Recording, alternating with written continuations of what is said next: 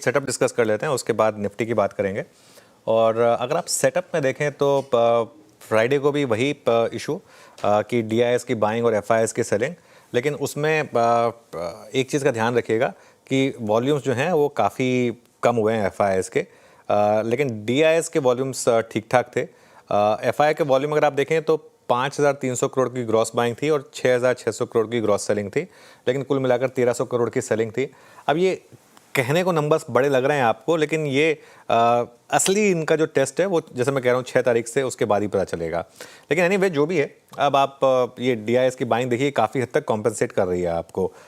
Index futures की positioning पर आ जाइए, क्योंकि सीरीज़ की शुरुआत थी, पहला दिन था नई सीरीज़ का। क्लाइंट अब काफ़ी हद तक लॉन्ग है और एफआईएस अग्रेसिवली शॉर्ट है।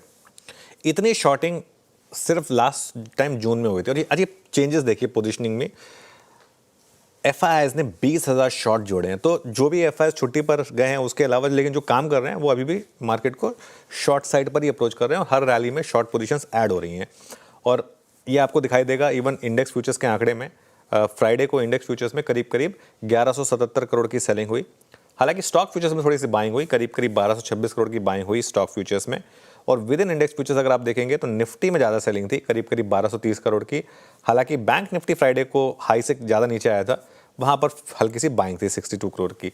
ट्रेंड आएगा अब आपकी स्क्रीन पर, यहाँ पर देखिए। अब आप निफ्टी के नंबर्स और बैंक निफ्टी के नंबर्स मोर और लेस सब सेल साइड पर रहे हैं। और लॉन्ग शॉर्ट जो है वीरू, वो आएगा अब आपकी स्क्रीन पर। अब देखिए ये 45,000 और 2,20,000, वो ग्राफ देखिए आप। एफआई की शॉर्ट पोजीशन, शॉर्ट लॉन्ग का जो ग्राफ जो आप डिस्कस करते हैं, अब हम वापस ऑलमोस्ट प्रीवियस बॉटम पर आ रहे हैं। और अगर आप टेबल के फॉर्मेट में भी देखेंगे इसको, 17% सिर्फ लॉन्ग और 1,75,000 शॉर्ट पोजीशंस। आई थिंक 2,20,000 के करीब हमारा पिछले टाइम हाईएस्ट था। और 6 जून के बाद ये लॉन्ग शॉर्ट रेशो सबसे कम है। बस एक उम्मीद ये है कि 6 जून के बाद मार्केट में बड़ी रैली हुई थी, अगर आपको याद है तो उस हिसाब से शायद एक कॉन्फिडेंस हो मार्केट में कि वही स्टोरी रिपीट होगी। और in terms of number of shorts 21 नवंबर के बाद सबसे ज़्यादा शॉर्ट पोजीशन है। तो इसका मतलब क्या है? मार्केट शॉर्ट है, अग्रेसिवली शॉर्ट है, लेकिन मार्केट तो अग्रेसिवली शॉर्ट पिछले 3 महीने से भी रहा है। इसको ट्रिगर चाहिए। जब तक ट्रिगर नहीं आएगा तब तक शॉर्ट कवरिंग नहीं आएगी, लेकिन शॉर्ट कवरिंग आई तो वो बड़ी होगी।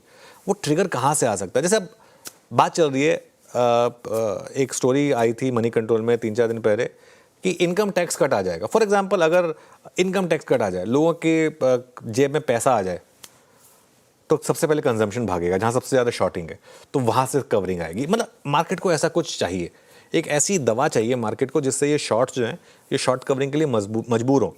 300-400 पॉइंट की रैली से शॉर्ट डरेगा नहीं, जो आपने पिछली बार भी देखा था, वो रैली फेल हुई। तो ऐसा कुछ चाहिए हमको, अगर मिल जाए तो अच्छी बात है।